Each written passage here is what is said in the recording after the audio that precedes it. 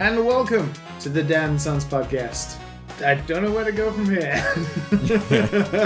nothing fancier. No gimmicks. We have the three double Ds. We got George. Hello. We got Matt. Hey, what's going on? And we got me, Liam. It's good to see you guys. Hello. How you doing? It is good to see you folks again. It's been 2 weeks since we last had one of our little shindigs, and boy oh boy, what a 2 week stretch this one's been. Yeah. It's crazy how it's only been 2 weeks. It does not feel like it at all. Yeah. It legit feels like 1 week. Like I remember like wondering whether or not we should go as deep into this stuff, and then it just feels like I kind of blinked and was writing an outline about it like last night. Yeah, it's I don't know. Time is going fast. The years start coming and they don't stop coming. Well, I mean, I guess it's hard to start a podcast.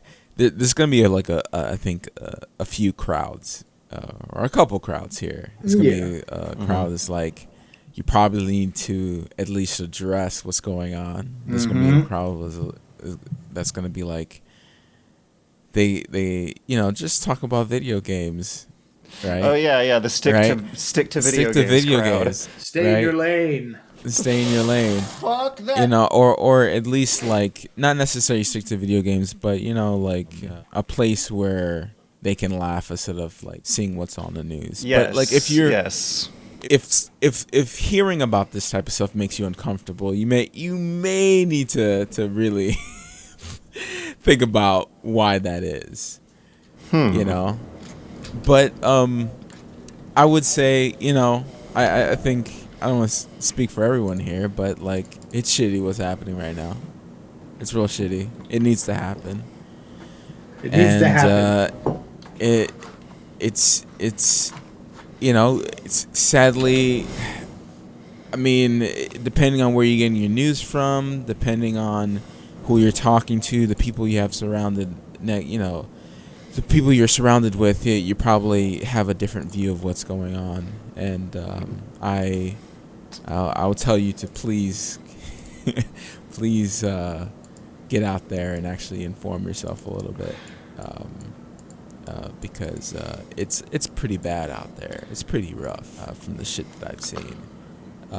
I've been to my fair of protests out there, peaceful protests, and hopefully we don't all get coronavirus. But everything. Dude, there's so many variables at play here. It's insane. It still needs to happen. There's no way. But yeah.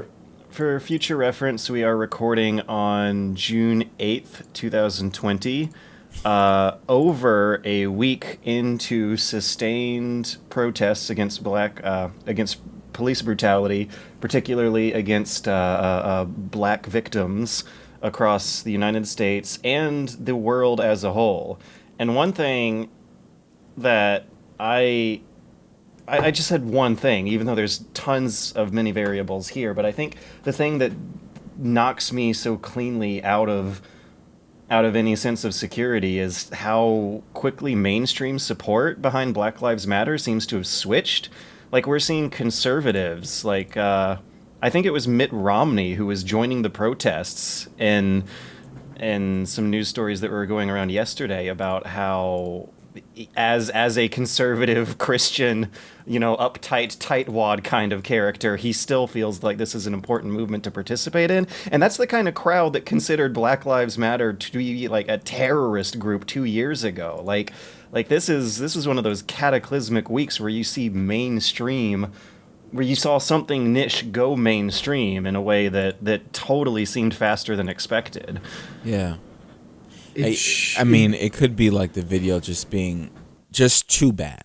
It's just too bad. Just a step over, like, ooh, okay. Yeah. And it's kind of everything. Like, just a week before, I was in the Discord, like, yelling about, what was it, Amy? What was her name? Amy? Amy the Cooper. girl in the park? Yeah, Central Amy Park. Cooper. We were having Amy a good old Cooper. laugh. About Yeah, it's just like people just. That was like just like the end, man. Yeah, like they're supposed to be wealthy New Yorkers who were above this kind of behavior. Oh, but no. New York she is was extremely racist, man.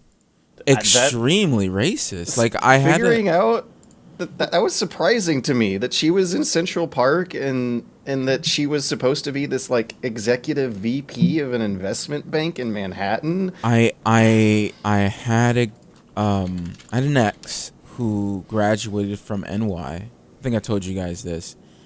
And it's insane the story she has told me. From NYU, dude. NYU. And you would think the diversity there in New York, you wouldn't have these problems. But apparently, it's a huge issue.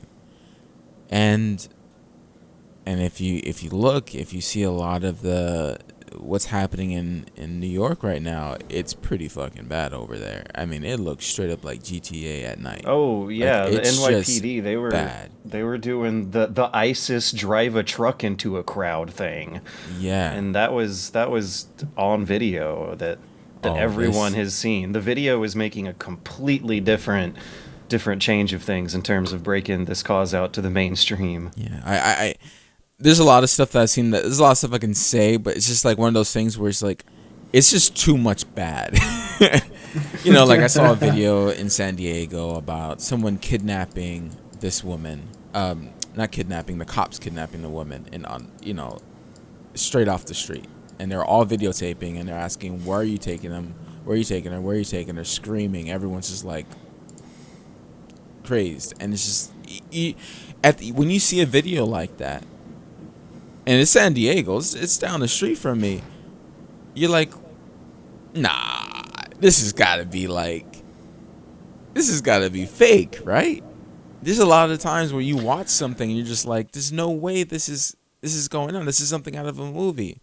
You know, and you have to wait for it to be confirmed because it's just that outlandish. And when stuff is confirmed, you're just like, okay, how are the police able to do what they can do? I mean, we were talking about the old man that got pushed over, 75-year-old man, and then blood pooling out. Like, that's some fucking ridiculous shit. And people in the comments are just like totally just like okay with this. Yeah, the police are doing it. Like, fuck you guys. Police is walking by as the old man bleeding. Come on, man. Out of his head. I don't know, man. Let me not get on the rant. But yeah, let me stop. I mean, there's nothing I can add to it in any sense that spells further how difficult or how bad it is out there. But we have switched from where we were last week to the point now where outside the White House, in massive yellow letters down the whole street, is written "Black Lives Matter." If anybody if anybody has any had any understanding of protesting, and they were like, well, it's not going to work, blah blah blah, it's working slowly. But what is the biggest thing that's coming out of this is the absolute demonic attitude of the police of America. Is insane. Like it's like we've watched the Hong Kong protests for what, 6 months now, and the statistics where they've killed maybe one person in 6 months. And what about all the disappearances and suicides? Yes, but think of the 17 recorded deaths related to protests in America, and then also none of the things that you will have heard of that were not filmed, that were not caught on camera. Because at this point, it's very clear that police officers in America are very well aware they're being recorded, and yet still don't give a fuck. Like the old dude being pushed over. It's scary. Like, you live in a police state. You do. And that needs to change. And I think alongside, obviously, this incredibly powerful movement, and quite rightly, it had to happen. If something comes from defunding police, people think defunding police is a bad thing.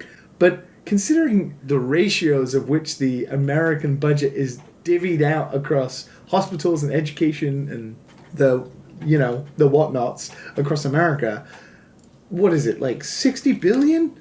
Something fucking stupid across America to fund police? It's insane. And, I mean, this is not even going into, like, without a doubt, how racist a lot of police officers in America are. It's mystifying. Let me ask you something, Liam. Yeah. I play with a few UK friends, and we were all talking.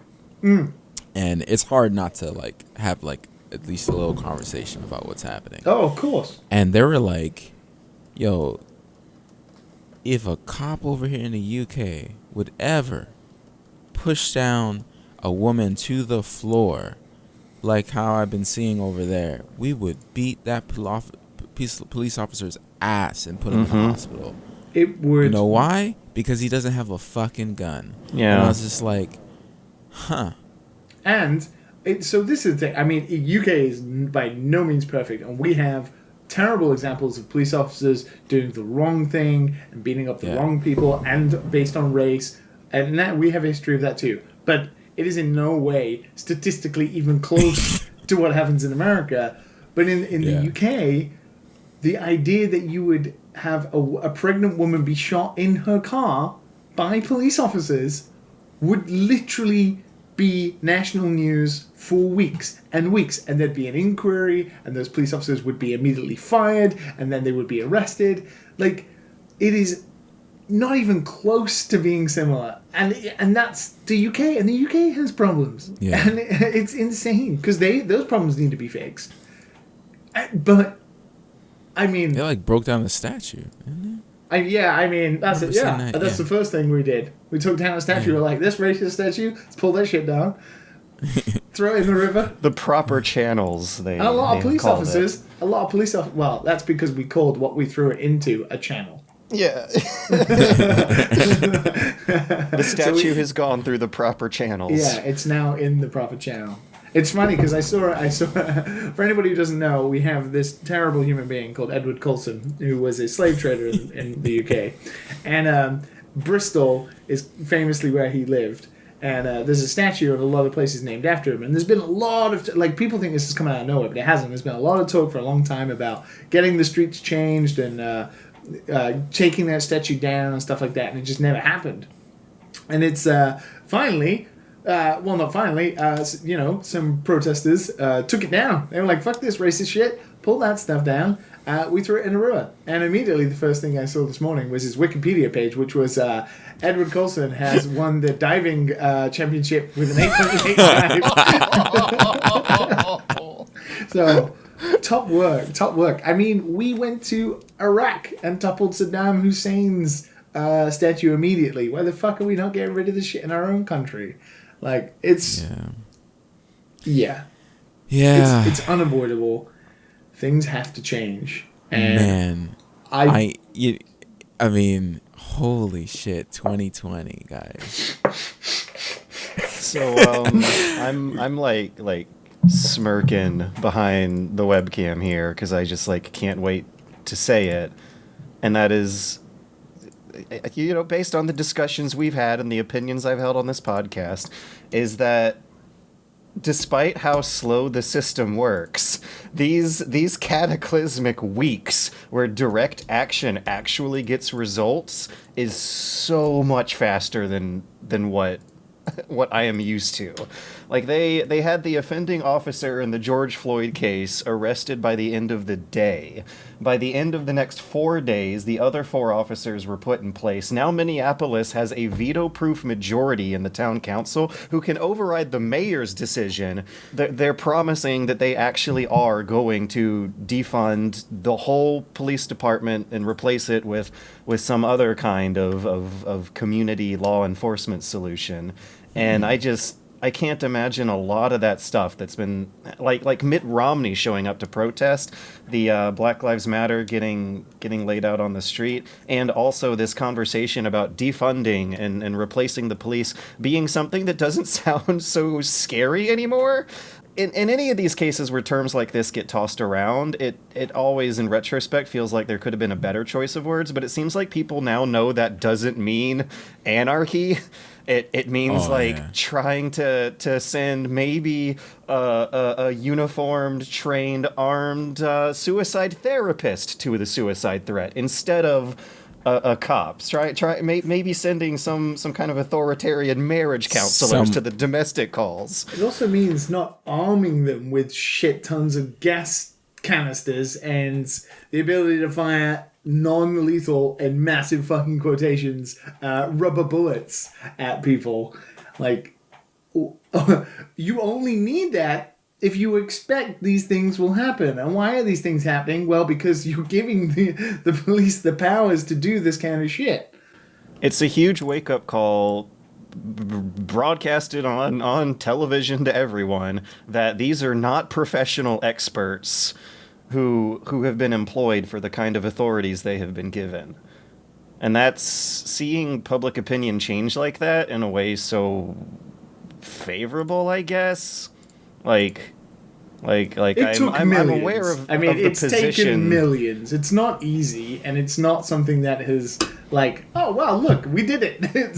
That's not what's happening. It's not like, oh yeah, great, we did it. It's taken millions across all of America, and it's so funny, right? Only America. I mean, obviously this is incredible, right? But we have so many problems worldwide, and it does make a lot of people outside of America laugh. Only in America could you have problems so bad that it takes other countries protesting as well about your own problems to try and highlight to the people in power that these are problems. Like, you have protests in Paris, you have protests in the UK, Japan. There was a picture of Palestinians, protesting about Black Lives Matter, and those guys have enough problems themselves with Israelis bombing them quite constantly. The common thread is police brutality. That's a gripe that everyone everywhere has. Even like the two whitest people in this call still have had problems with police brutality. It's not. It's very specifically a type of privilege that, yes, we all might suffer under some difficult policing circumstances. Of course, I've talked about mine on this podcast multiple occasions, but it's very specifically that the outcomes of our police situations wild very differently to the outcomes of certain people, right? And that, I think, that is the biggest problem. Like, police brutality is terrible across all things, but it's the outcome very specifically of certain police brutality that takes it too far, that gets swept under the carpet, getting shot all the by time. Them. Yeah, black people being, completely oppressed by police. And it's not that. It's also racial profiling, right? Which then leads to these situations, which leads to terrible things happening. Like, we've talked about it before, but it baffles me. It just baffles me that a man could die because he was held up for potentially trying to buy something with a counterfeit $20 bill. In that entire situation, if you told me that was the outcome, I'd be like, how do you escalate a situation from that to that? That is the problem. And it's fucking insane. Remember, it's just they find something, man. And those were particularly bad. My situation wasn't even that bad. When the cop stopped me, said I was speeding, and he asked my wife at the time if I hit her and shit like that. Like, fuck you. Fucking hell. Fuck you. But I'm glad I didn't get beat. I didn't get none of that stuff. I had to get bailed out for like $1,000, but it's just. I was thinking about this the other day, and I was thinking about my terrible murder situation in Japan, right? And I was thinking about that exact situation, but if I was black and in America, they would have never talked to you. I would have immediately, the door would have been busted open, whether or not I was the guy. I would have been either beaten into handcuffs immediately or tased, or they would have thought, because my buddy was with me, they might have thought I held somebody hostage, and they would have just shot at me immediately, right? Yo, Breonna Taylor. Have you heard that story? Yeah. You know, mistaken identity in her own apartment. Just bust through the door. 8 shots. Come on. Imagine if there was a video for that one. Oh Jesus. my god. Yeah. Oh my god. I was hoping. I was searching for. I was like, fuck. You ain't had no Ring camera? Come on, man. Ring camera? Yeah, man. Oh, you don't know about like Ring? Ring is like insane, man. There's like a whole community for it. My roommate got one. And we get updates on what happens in the neighborhood through our Ring. People who steal. There's like this guy who stole other guy's wife's shoes off the front porch. There's people who's like checking car doors at night. It's weird, and they show you exactly where it happens in the neighborhood. I guess I should clarify. I just looked this up. I was picturing a literal ring with a camera on it. No, Ring. Like I gotta say, little deflating. Well, you got my hopes up. Did you hear about the story recently though, where loads of Rings got hacked by some people? Yeah. So there's a couple of videos, and they're quite scary. Like, some dude hacked, and like one is like spying on a little girl.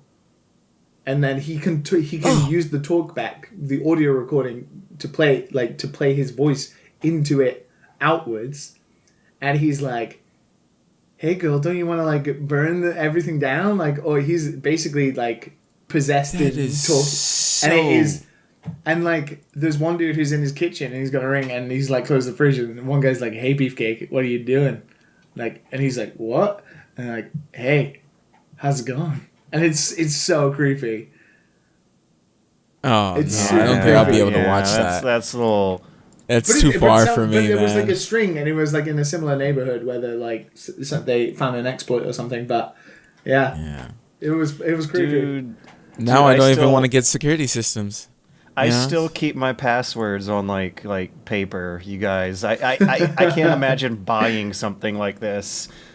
Would you be the first to go? Sticking it in a child's room and not like there's just but you're buying it thinking that it's gonna do the job, right? That's what it says on the tin. But if anything's hooked up to the internet, kids, just assume it's gonna get hacked at some point in the future. Yeah, so somebody could be watching us right now, man. Oh yeah, man! I unplug my camera when I'm like working on and stuff. Like I'm like. Some dude's definitely I turned that off to the side. It's just like... I don't need it watching me. I'm just going to cover this shit. It's like, I don't need you looking at what I'm looking at. It's like all sorts of stuff happens in this room. Just turn it out to the wall, man. You ain't getting no recordings of me. I wonder what my Valve Index base stations have seen. They have infrared scanners for night vision and everything. What is this amorphous lump that is moving back and forth? This blob that turns into George on like 2 days a week. It looks like you're doing osmosis. It's like you're one, and then your 2 cells split apart after you've finished.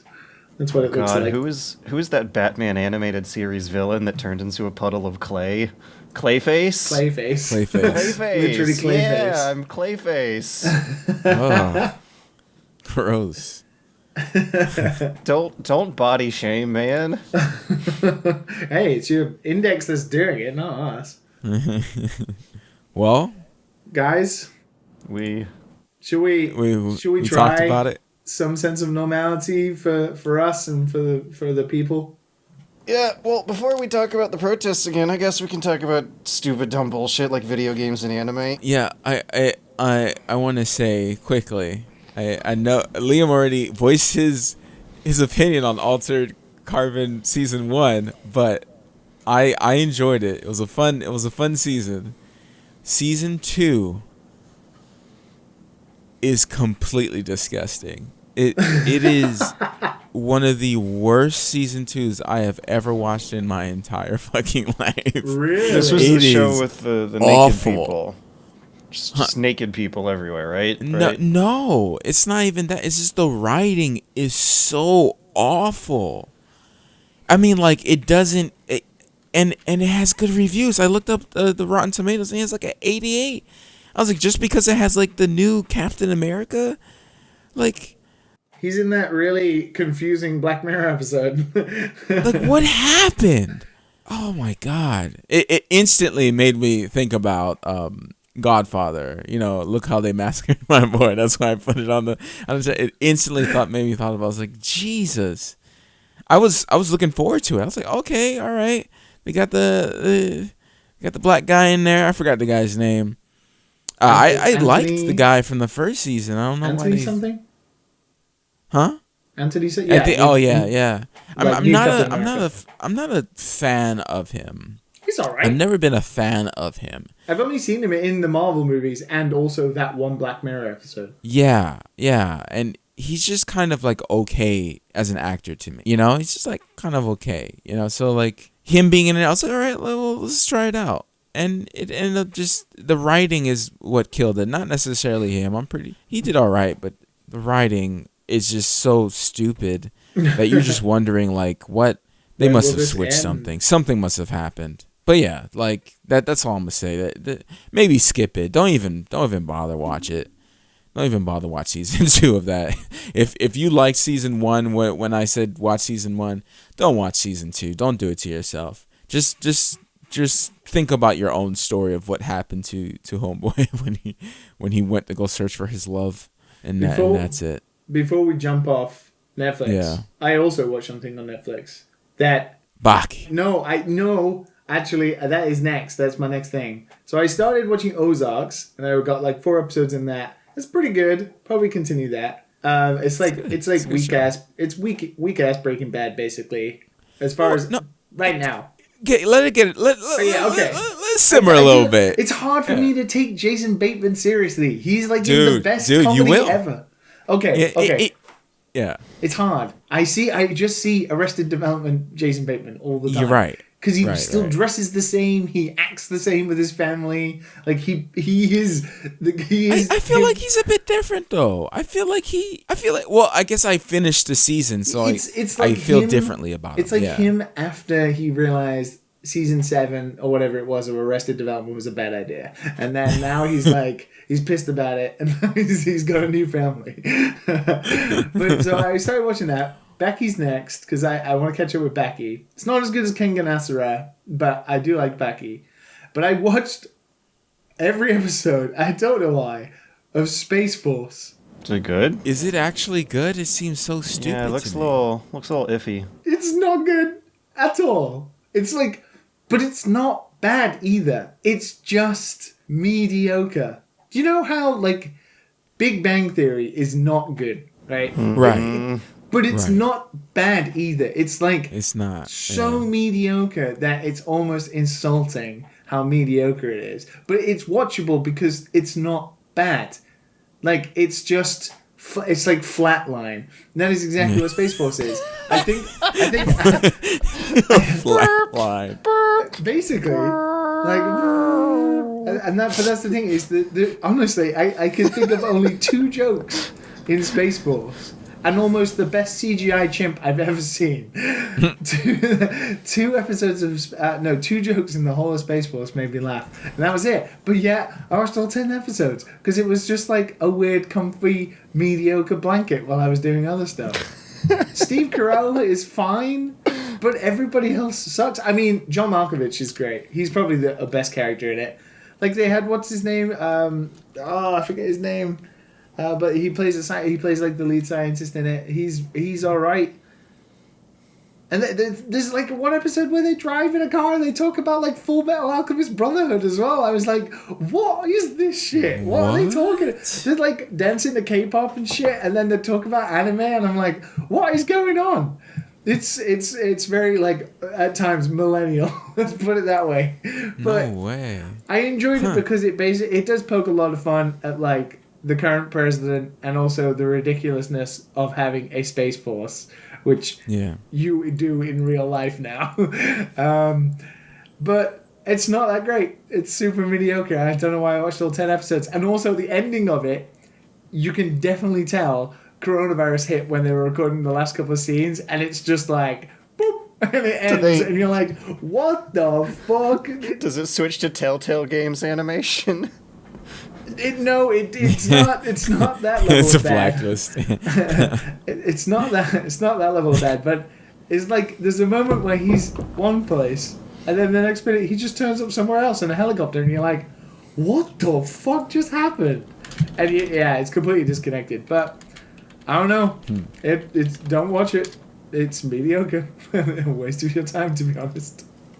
You know, I started watching Baki, and I thought for the whole time I'm like probably like 7-8 episodes and I'm in there, and I'm like, it almost seems like there was a season before this. Oh yeah, I mean it just starts. Baki just starts. Like, but it's like, but there there's is this kid. Baki the grappler is the first one. Yeah, I mean, This is like so I completely skipped it. Have you met Biscuit Olivier or whatever his name is yet? Biscuit Olivier. No. He's this fucking like 15-foot black guy who's massive and basically can crush anybody. There's two. That's what I'm saying. There's a second. There's a second whole thing. Yeah, so the new I think it's the current after he season is wins the championship, whatever. Oh, and right, I'm like, so you're like where the new season has started. yeah, So you accidentally because it was started. called Baki. I thought that's what it was, and I'm like, fuck. Wait, so you And, started at season 1 of the 3 seasons on Netflix, or you started at season 3? No, I started no because they're completely separate. Baki the Grappler, which is the first season or the first thing, is different from Baki, which is like the second. That's the sequel. Oh, Japan Netflix just classifies them as Baki. And I watched the together. sequel, and I'm like, what is he referencing? Why are they referencing something that does not didn't happen? I go back and I'm like, no, this is part 1. It's fucking Baki. But you were talking about Baki the Grappler years ago when you were watching this. I'm thinking I was watching that. But even that one, Baki does just start. Like it starts out of like he's it does start, and powerful. he barely fights, man. He hates fighting. It's a weird Just show. He's pissed at his dad, and so he fights because he's pissed at his dad. But His dad's he upset. doesn't fight in the new thing. He doesn't fight at all. He's almost like a background character, but he's the name of the show. It's such a weird show. He's also a dick. I don't like Baki at all as a character.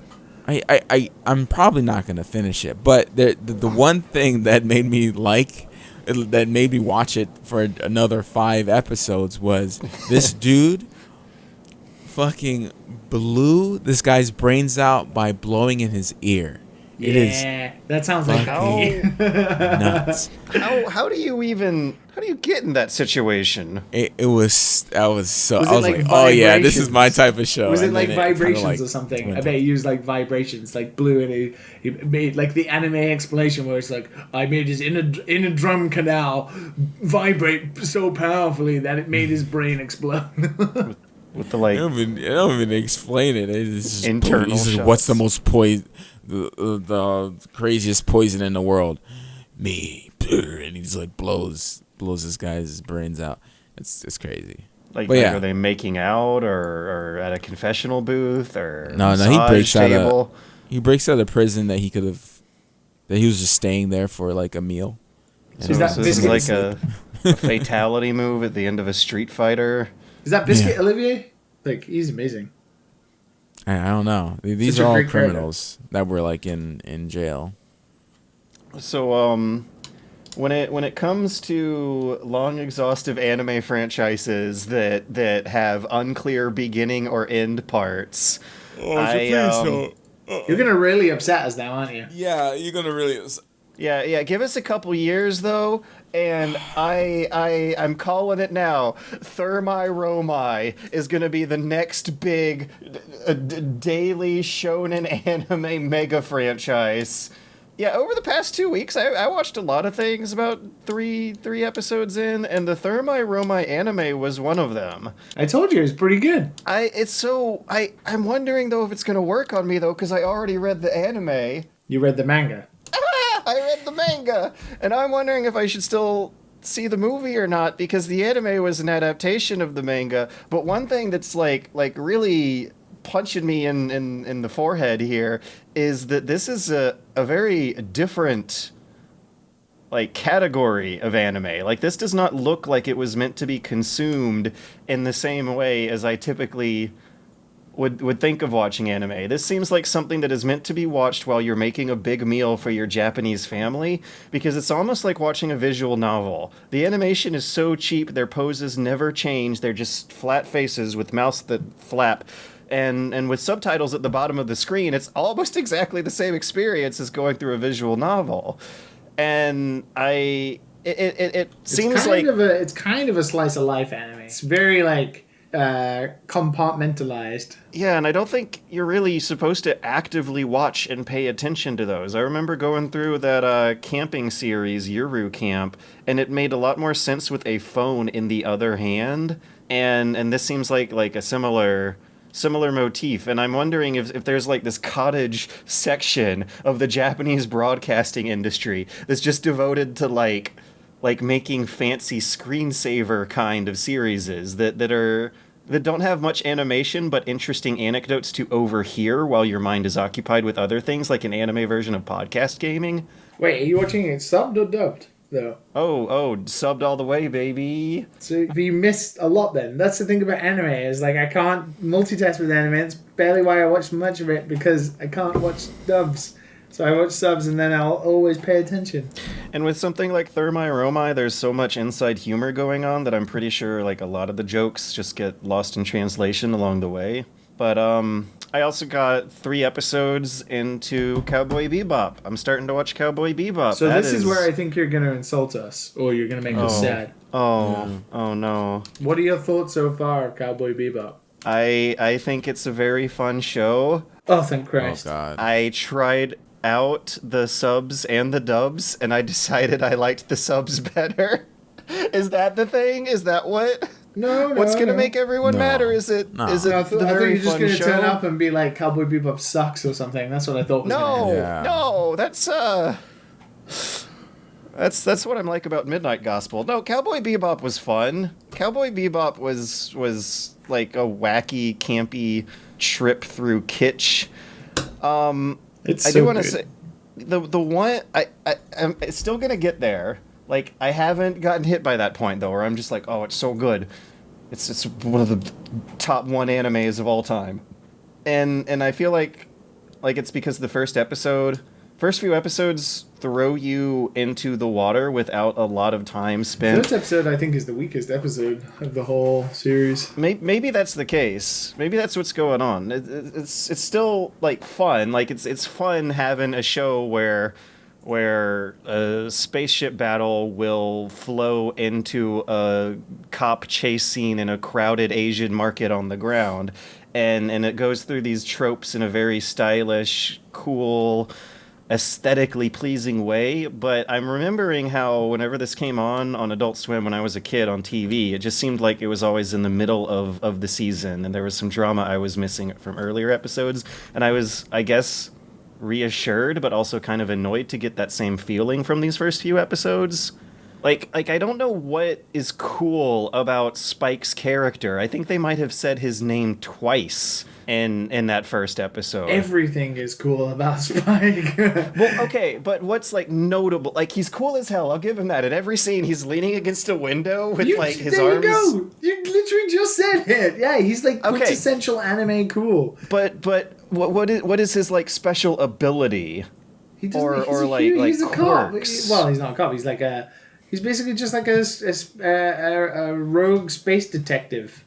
He doesn't seem very good at it. Yeah, he but just that's kind of what stumbles his Yeah, way but that's- into the criminals like killing themselves. He's based on like Lupin, right? He's kind of like Space Lupin, and that's what makes him cool. He's kind of a bumbling, suave. He's like James Bond if James Bond kind of accidentally stumbled his way through an assassination, because that's exactly what Spike is. So you're a space cowboy. I don't know if there was like enough humor to kind of convey that elegantly and quickly, especially, okay, like the dub it does sound wooden to me. And I do have a hard time trying to understand what is... I'll fight with you that subs are great, but the dub for Cowboy Bebop is one of the all-time classics. Like, in the first episode I gave it was, oh, my cock. Your cock is bigger than mine. Like, it was that exchange. You gotta remember, it was recorded in like 1995, right? So already, like, Steve Blum in his early career, who, you know, we've heard his voice for many, many things. Raiden. Many times, yeah. He's Raiden, I believe. Pretty sure he's Raiden. Ugh. Steve Blum. Is he Raiden? What does Steve Blum have to say in this anime? Well, he's Spike. I don't remember what his voice sounds like. I'm trying to go through. You hear him in like video games all the time. Yeah, he's in a lot of video games. He's one of those voices who's everyone in video games that just bleeds in with the crowd. I don't know. He's mostly in anime. He has a very distinct, deep voice. Yeah. See you, Space Cowboy. Yeah. Steve Blum? Because Raiden is like a high-pitched character. He's a voice actor. I imagine he can do multiple. So he was in Rugrats Studio Tour. I can't say I have any fresh memories of that. He's Vincent Valentine in Dirge of Cerberus and Final Fantasy VII. Crash Nitro Kart. He was Crash Bandicoot. Let me move on to another example. He's prolific. Done a lot. He's done a lot of things. I wonder how his royalties are. Oh shit, he was the G-Man in Psychonauts. Okay, never mind. He's cool then. He's cool anyway. Yeah. He's Spike Spiegel. Shut up. Steve Blum, dude. He's Lieutenant Colonel Robert Burns in Vanquish. I'm looking forward to going through some future episodes. Okay, you know what I'll say? It feels like the appeal to Cowboy Bebop so far feels to me like an entire episode length of that chase scene from Ghost in the Shell, the 90s movie where they go through the market, and there's all these incredibly detailed frames of stuff getting knocked over really complicated chase scenes with sounds amazing. So much drawn on the frame. Yeah, I want to take a screenshot of a lot of scenes of Cowboy Bebop and stick it on the desktop wallpaper. I promise I'm not talking too much shit about it. What do you think about the music? The music's fantastic. Yes. Yeah, Tank is incredible. And also, have you heard Real Folk Blues yet? Maybe. Which one is that one? It's very distinct. I don't think you hear it until towards the end. And if you've watched Cowboy Bebop correctly, you will cry. The music does so much to sell the like campy fun of it that I'm having. The real like it's anachronistic and it's like chaotic and it's also just 1,000% cool. It's just so freaking cool. So during this coronavirus thing, a lot of people have been getting together and doing stuff, right? Like, you know, online collaborations, bands playing live concerts or whatever. There is an incredible 20th anniversary. I think it's the 20th anniversary, but Fun Animation did like a real folk blues cover, and they had like tons of like different artists from video games and also anime, and Yoko Kanno was in it as well, where they cover real folk blues, but they have all sorts of different artists in it, and it is sick. I highly recommend you check it out. It's really, really good. And it has it has Megaran in it as well, so it's pretty damn cool. I will check it out highly. It is a very, very good cover. Shall we talk about video games at all? I played a little bit of Phantasy Star Online 2. I did, and then I dropped it like hot shit. Oh, God. Guys, I'm going to run to the bathroom. I'll be right back. I'm so sorry. Well, we got to see George's sweatpants. Yeah. I mean, Phantasy Star Online 2, it's Phantasy Star Online 2. I played it years ago back when we had the English patch for the Japan one. And it's Phantasy Star Online 2 now. Yeah, I couldn't do it. I started playing, and I was like, it's pretty cool. And then as soon as I did like the first couple of missions and got to like the hub, and the FPS dropped like to 10 frames per second, and I couldn't. The game for the life of me wouldn't let me full screen it, and like you can full screen. You can't. You can. Oh right, like there was no button anywhere. I don't know if you had to do. You have to do it before you log in. Oh, for fuck's sakes, so dumb. Anyway, it was a lot of like that kind of caveat issues and stuff like that, and yeah, just not a fan really, to be honest. Oh, yeah, well. It's a game to play with friends, in my opinion. That's cool. I play with a full group, and it's fun for that. And I could definitely understand, like, if you're playing by yourself, it's not as fun unless you did like the grind. combat. I was like, oh, like you can combo and do stuff. Combat and is it's amazing. Like, yeah, there's like, there's timing to it, and there's a lot of this stuff. I enjoyed that. I thought that was pretty cool. A lot of skill cancels and stuff. Like, you can really do some cool stuff in there. There's definitely some stuff old to dig game into. that plays way better than a lot of games. I just want to briefly read out loud a bit of dialogue from Phantasy Star Online 2.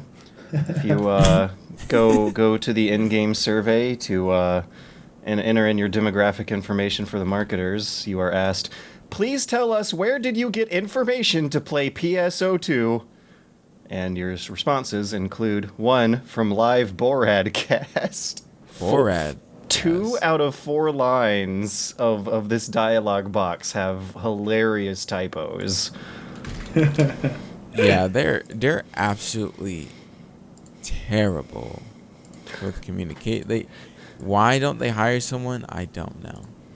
They probably have hired somebody. He's just not able to get through the Japanese bureaucracy to actually update the game correctly without having to wait like 3 weeks. Like, people who are outside of the U.S. like can't purchase stuff. Like, it's weird.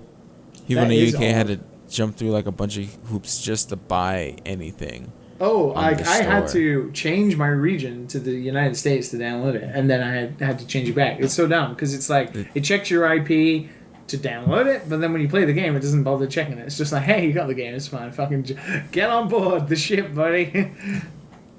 You jump through one hoop. So, Microsoft Store always messing stuff up, man. It's always messing stuff up. I would not blame Microsoft so much for this one. I don't know. I feel like Sega might. Well, yeah, but I mean, if it's from the store, it's pretty bad. They like, you should see the reviews on some of these games. They just don't work. They just don't work sometimes. They just crash and stuff like that. A lot of people get it on Steam, but yes, is the Steam version Phantasy Star?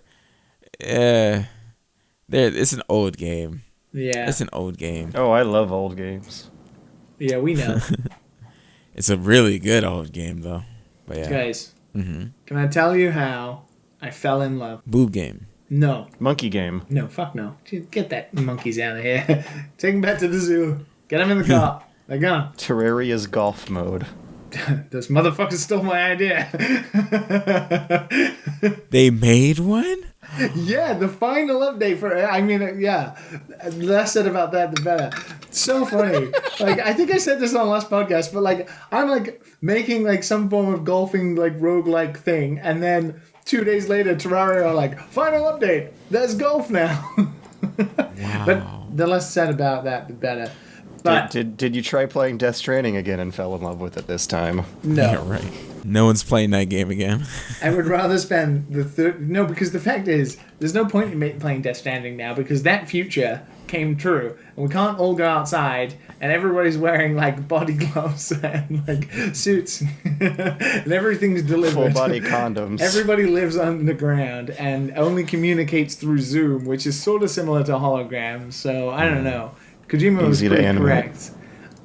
No, I spent 30 hours Whoa. in the past week, which for me is like an all-time record, playing Xenoblade Chronicles, the definitive edition. You are really positive on this. I am an idiot for not playing this game when I had it on Wii.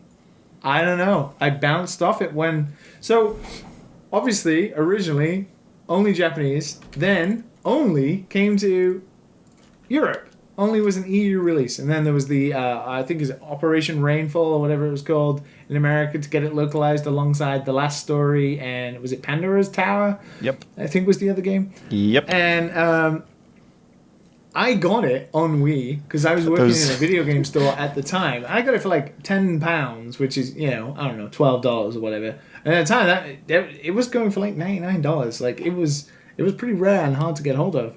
But I played like first mission. I don't know. It's pretty ugly, pretty muddy on the Wii.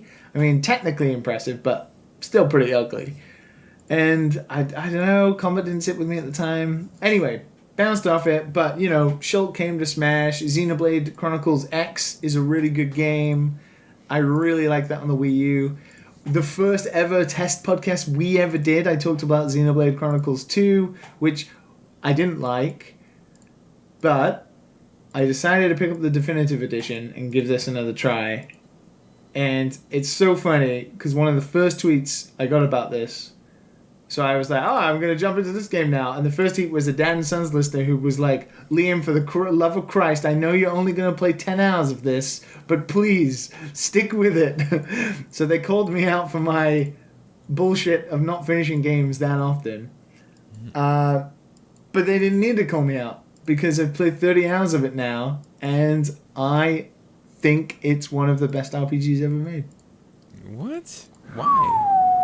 It is a combination. It's still like, don't get me wrong. Take all the positives I just said and drop them like hot shit for a second, because it's still a janky ass RPG that is pretty ugly in places. The frame rate drops, and the side quest tracking system and also the side quest stuff is absolutely hot garbage. But that doesn't matter, because the main story and the environment and the combat system and the characters are great. Like, I mean, great. When you say great, you're talking about, it's Japanese great? No. Like, it's just like a generic story like Dragon Quest? No, it's a really good story. Like, it's almost like, I don't want to say it's like storytelling masterpiece, but think of like, I want to say it's on par with like something like Tengen Toppa Gurren Lagann. Like, it has a really good story about, like, it starts with the idea that, the unique environment of being on this giant, like, biological monster's back, right? So the setting of the game is that these two giant titans basically were fighting, and then they ended up like delving the final blow on each other at the same time, and ended up basically laying dormant. But they're like massive, they're like planet sized, right? And now humans, which are called Homs in Xenoblade Chronicles, live on this thing called the Bionis, which is the biological titan. And then the other titan is called the Mechonis, and on that are like these robotic mechs that want to basically wipe out humanity. And they want to wipe out everything that's on the Bionis for reasons you don't know. And then you find out that there's all sorts of different creatures on the Bionis, and like everybody's living in tandem on this giant creature. But it's so cool because you're moving, like you end up in these giant open environments which are gorgeous and so well constructed. But they represent the different parts of the Bionis. So you'd be like on its leg and like on its kneecap, and you're like, you can sort of rotate over the horizon. You can sort of see. And what is amazing about all of this is that there are certain points when you can look across the water and see the other giant titan. And like, it's there. And as you move through the world, you then end up seeing different parts of it from different perspectives. And it really gives you a sense of that you are adventuring through this world. And then it starts with that, and then the whole sort of like background stuff builds up, and it does that perfect thing where it delves out little bits of interesting information, not bullshit. Like, none of it is like, lol, here's like a side story with funny characters. There's none of that garbage. It's all like pretty serious the whole time, and like the characters are well written. I tried to play in English, but all of the characters have British voices, and as a British person, that drove me insane because we hate each other. So I switched it to Japanese, which made one character, so anybody who's playing it, there's a character called Ryan, who is basically Shulk's best friend, Shulk being the main character. Ryan is so annoying in the English voice, right? But the text is the same. Because he's like, oh, Shulk, what we gonna do today? Yeah, let's go have some fun, Shulk. But then in Japanese, he's fucking like Big Brother Anarchy. He's like, oh, Shulk, kore wa nan desu ka ya? And he's like, he's super cool. And you're like, just by one voice change, that character immediately became cooler. And there's another character called Dumban, who in English is pretty cool. He's kind of like cool, smoking uncle, bit Spike Spiegel-like. And then in Japanese, he's fucking Captain Falcon and Vegeta. So you're like, fuck yeah, I'm running around with Vegeta, killing monsters. It's fucking great. And it's super serious and like, it slowly gives out information. And then a lot of the story is about Shulk's sword, which is the Monado, the famous sword, which allows him to see into the future. And not only does it like use that as a plot point, like a really good plot point, because changing the future and time travel and stuff is cool, it incorporates that into the combat. And like Shulk is this talented dude who can do normal attacks, and he has these things called arts where he can do all sorts of stuff. But then he has like a flip side of that, which is the Monado side, where he can only damage these robots. Like he's the only guy who can do it, and this is the only sword that can do it. And he builds up his skills and learns stuff about it. But there are times when like an enemy is going to kill one of your party members, and the game will like slow down, and then it will give you a vision of what's about to happen, like the killing blow from an enemy, and the game will like then rewind the time, and it will allow you to like run up to that enemy and like protect them or tell them to do a skill or stuff. So you can like use the sort of vision thing in the gameplay to like change the outcome of like battles and stuff like that. It's really smart. Like everything's focused, right? Like a lot of JRPGs have a main story and then they just fill the holes with nonsense, right? Like, oh, let's go do the side quest where we need to dress the prince so he can look like a really handsome dude so he can get the princess, and then we'll walk to the next town and we'll do something else where there's a clown who wants to join the circus, and like it has no bearing on like the actual story. But like almost everything in Xenoblade is like focused on what the core about the game is. What's the Monado? What is the Mechonis? Why is the Bionis maybe still alive? How are we able to live on this giant titan? And like everything is super like linear structure into the story, so you don't get like bored. You go around and the combat's so good, so when you're like fighting monsters and kind of grinding a bit, you're like, I'm having fun, and then you get to a story point and you get rewarded with your intrigue. It's really good. So it's really good. I don't know how to describe it because it's just really good. Coming off of that listener question we had a couple weeks ago, would you say that this is one of the exceptional cases of a really, really long video game story that still manages to stay good throughout? So that's the thing, is like hours? I've played 30 hours now, and for me that's like tooth-pullingly long, but it is breezed by because each area is huge, right? And it's so easy to traverse, and the combat is really fun. So the story bits I get make me want to keep going, but they're interspersed at almost like a perfect pace that as soon as I'm starting to get bored of maybe exploring and I want to find out what the next story bit is, I can just like walk over there and do it. And then it tells me information like, oh, who's this? What's this? Oh, where are we? We must be on the Bionis' arm. Like, why are we here? How are people able to go this far? It's always asking questions and like giving you little bits of information to think about stuff. I don't know. I'm really impressed. And I honestly have like I don't want to say enjoy a game because I enjoyed Final Fantasy VII a lot. But I finished that game in 33 hours, and it definitely felt long. Whereas every time I turn Xenoblade on, I'll sit there for like 3 hours and it'll fly by. Like I might spend an hour and have no progress other than just killing monsters, and I don't know. I just don't even think about it. It's one of the most. Say again? Is there a demo out? There's not a demo out, is there? No, there's not a demo. No. You have to commit to that shit. It's definitely like watch reviews. It's still a JRPG, but there is a reason. Yeah. I'm seeing the reason why now that this game is held as one of the best rated JRPGs of all time. And I've only seen the beginning, and people keep telling me, like, oh, you've only just scratched the surface. Because it just gets, like, it layers and layers further, like, in insanity and cool and stuff like that. So I probably will finish this, and I know it's going to be 90 hours. I'm kind of actually like, great, give me more. 90 hours? Yeah, supposedly. Like, it's 90 hours-ish. My biggest tip to anybody who wants to play this is talk to everybody who has a question mark above their head so you can stack all of the side quests, but don't bother tracking any of them and just accidentally do them. That's what I've heard.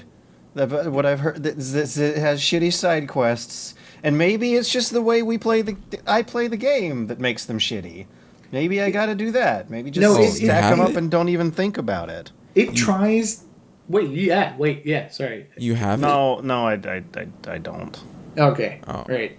So do it because it does hold you back, and if you did get bogged down into that, you would spend way too much time not seeing the good parts of the game. And also, a lot of it is like Majora's Mask style time based, where people only appear at certain times of the day and certain times of the night. And if you're trying to keep track of that shit and like time back and forth, it's not good. It's boring.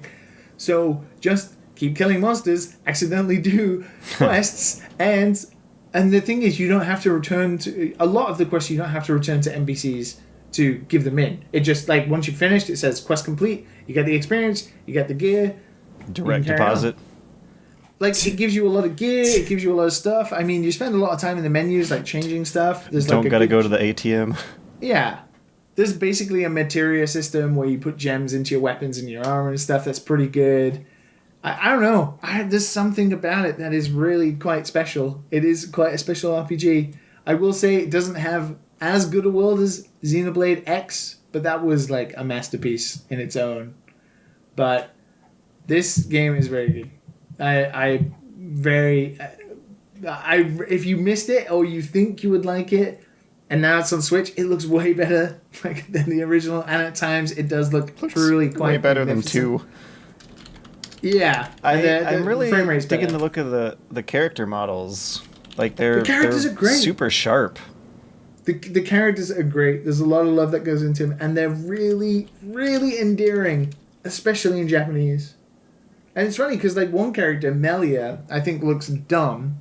But then when I met her, I thought she was going to be a certain type of, like, Japanese stereotype. But she was the complete opposite. And then she turns out that she's got, like, some of the most powerful magic in the game. And you're like, God damn. God damn.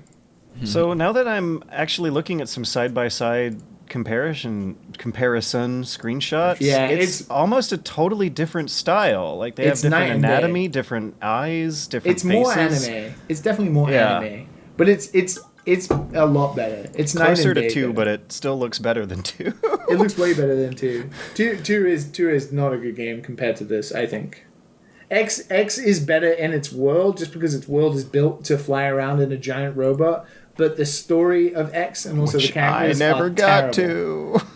Yeah, because it's 40 hours in. But that's the thing is about Xenoblade Chronicles, gives you the Monado pretty quickly, gets you up in there, gets you exploring, killing monsters. I mean, when you walk out onto Gawa Plains for the first time, and there's like a level 78 gorilla that walks past you, and you're like, oh shit, we're in for a ride. This is gonna be great. It's good, man. I recommend it.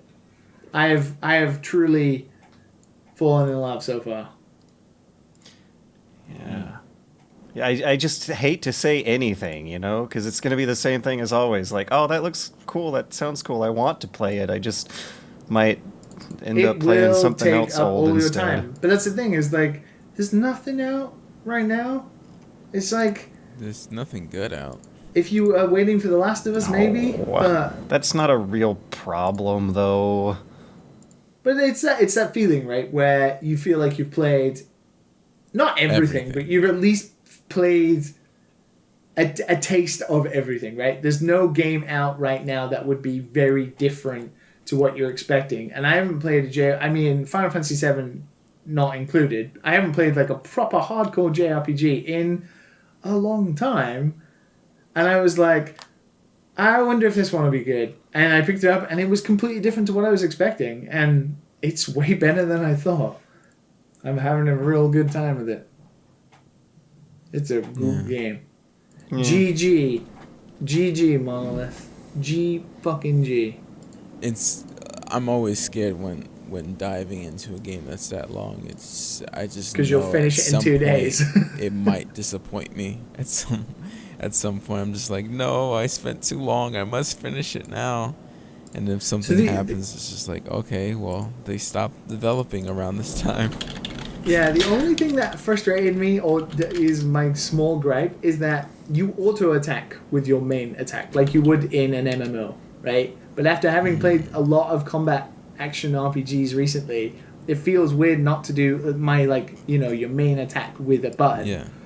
But the art system and the way you combo them, and especially when you're factoring in other members of your party who are AI controlled, it's really cool. And like some of the stuff you can do, there's like chain attacks, and it's all quite confusing in the beginning, but then very quickly you learn, and you're like, okay, so this is the game. This is the game. We're here, boys. We're in fucking Shulk's Adventure. Let's go. Yeah, I would like to play something again, because I haven't played much at all. I heard Gunfire Reborn is looking pretty tasty. Gunfire Reborn. What is this? Reborn is supposed to be like a Borderlands, Risk of Rain twist. Oh, this is the Overwatch clone. the name like I that. don't think it's Overwatch clone. It's like a co-op game. What? Have you not seen the play of the game? They totally ripped from. There's no PvP. Is it not? There's no PvP. No, it's co-op. It's a Borderlands thing with loot and stuff. I'm pretty sure I saw a video where when they took down the monster, it said like play of the game. I think that was a joke. Oh really? Okay, maybe that was a joke. I watched that video. It was a joke. Yeah. Damn it! I'm just gonna laugh and not say anything. I got yeah. This is straight up co-op. It's overwhelmingly positive. Like people love it.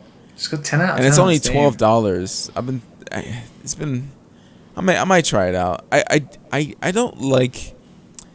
This is like a personal gripe, but I never like when they make the characters all cutesy like this. I was just going to say, one of the positives of this is that I'm not playing some shitty Borderlands gross-ass cringy YouTuber character, and instead I'm playing a cat with a hat. Play a cat. I don't want to play a cat. Like, it reminds me of this. There's this other game that looks exactly like this. It was like this magic game. You don't like his little paws reloading the gun? You don't want to immerse yourself into the cat-like experience? No, man. No, I don't want to play a cat, man. Feeling this urge fine, to though.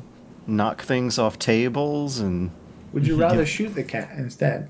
Oh no. My God, Matt. No, I just don't want to be a bunch of short cat cats hater going through the...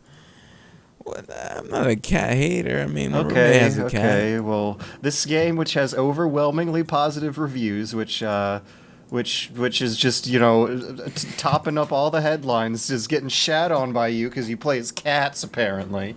No, I'm probably gonna spend $12 on this game to see if it's any good.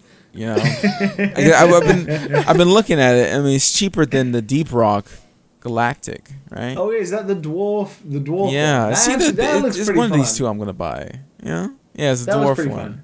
Are you gonna play with people? Yeah. It's matchmaking though, so I don't have to be by myself. Right. Okay, so that's the thing. I think Corona. The dwarf one is like it lives and dies on multiplayer. Is what yes.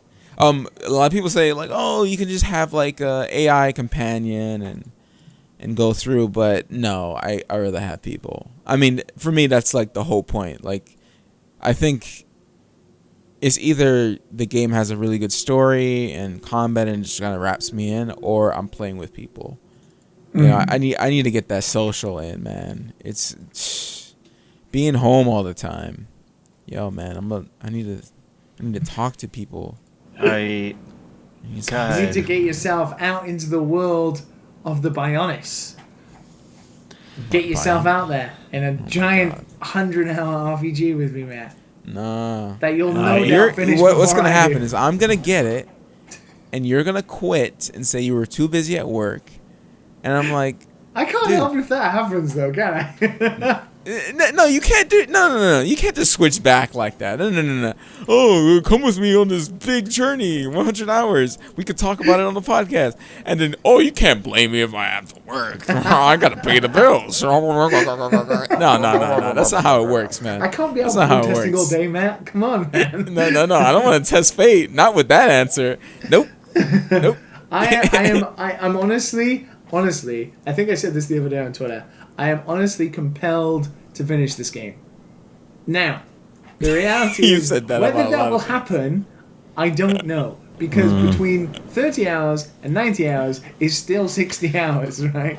That is 3 times the amount of time I've spent on it already. And that is a lot of time I've already spent on it. $60.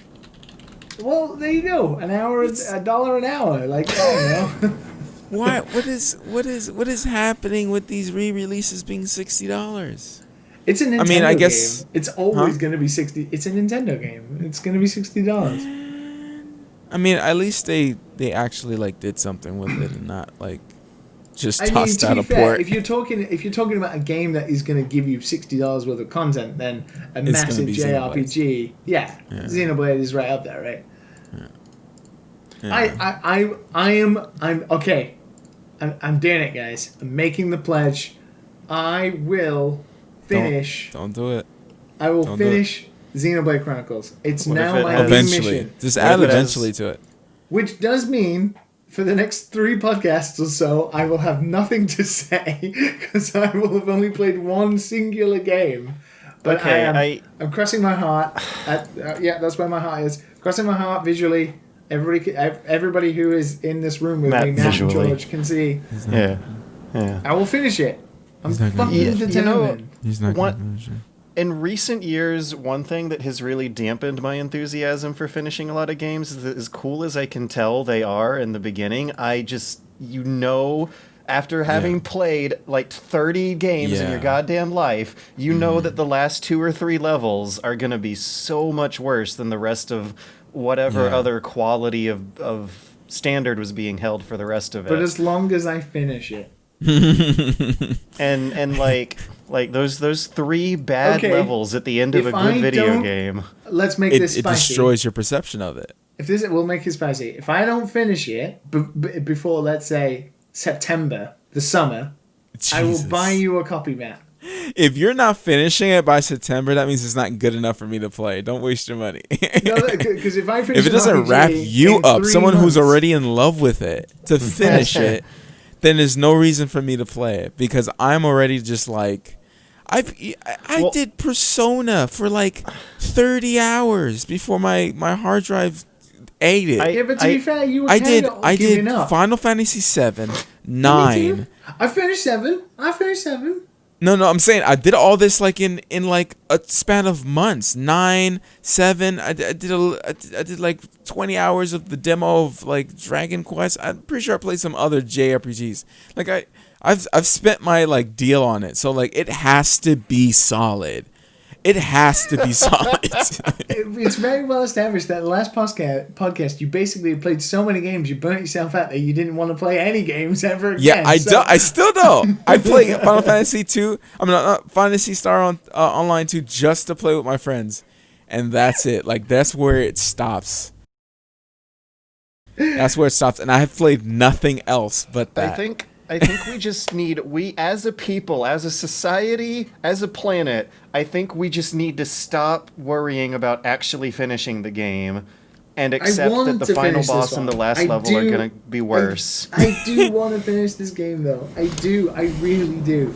And I will. You guys have to hold me accountable to this. I will finish. This is my platform of which I run for president. I will finish Xenoblade Chronicles Definitive Edition on Nintendo Switch. I hereby declare I will finish Xenoblade Chronicles for the Nintendo Switch. I know what this episode's name is, then, in that case. This is the platform for which I run for president. In the meantime, I'll figure out a game to play for the next podcast. That's not Phantasy Star Online 2. Just one game. I'll pick one game. Roll the dice on something. My money on one game. Guess what is cheaper than Cat Gunslinger's Odyssey Land? What? Tell us. Are you going to talk about Minecraft Dungeons right now? I'm going to talk about Thief from 1998, but you are close. I decided that it had to be one or the other this week. And I picked Thief over Minecraft. You've got to be kidding. I wish we were talking about Minecraft Dungeons. You've got to be. Yeah, we might be talking about Minecraft Dungeons next week. This week, I'm just going to give like a 10-minute shout out to Thief, a very, very good game with some very, very bad levels and some very, very good levels. Okay, I want to start by saying that the very first thing I did was install a shitload of fan-made patches and mods, and I have realized that I do have a developed nostalgia taste for shitty high-resolution texture packs stamped onto these old low-poly games. It's funny because I'm looking at these screenshots you posted in the Discord, and I don't notice any different from what Thief looks like. Okay, no, I can actually use this as a selling point. That's because this texture pack is intended to make the game look as how you remember it, rather than how it really, really did look. What the heck? Yeah, so I just posted another one Nonsense. of an incredibly warped-looking guard whose neck is, like, stretching at a 90-degree angle away from the rest of his shoulders, who's looking at the player with a complete flat smear of a face spread across a collection of triangles pretending to be a human being. But my God, will you look at the brickwork and the woodwork around him? Does it not just look so crisp and clear and clean? You can just tell at a glance where every single edge of this game, every little bit of collision detection that can even be read into the screen is just clear as day. And there's so much fan backlash about two things that really fuck up old games that I love. And that is stamping a high-resolution texture pack onto it that looks awful in most cases. And the emulator filters Matt and I were talking about, where you can like stick the 2x psi button. And it works for some games better than others. But I just think that the cleanliness of the image that you get and stuff like this is something that's really missing from a lot of modern day graphic design, where items get lost in the clutter, where the UI will be like putting these white outlines around stuff so that they don't get hidden in the tall grass. And in Thief, the way the visual design of Thief has aged and the texture pack that these fans have made is absolutely just hilarious to look at and still like clean and satisfying to look at in a way that is just so much more efficient and easier on the eyes than the fucking UE5 PlayStation 5 tech demo stuff. Like, do you see how the vines and the foliage and the grass and even some of the stonework is very organic and random and elegantly creased, but then you'll see a door frame that's just like stamping a cookie cutter into a beautiful old brick wall that it looks hilarious and like exactly where you need to go and how you need to get there at an immediate one-frame glance of the game.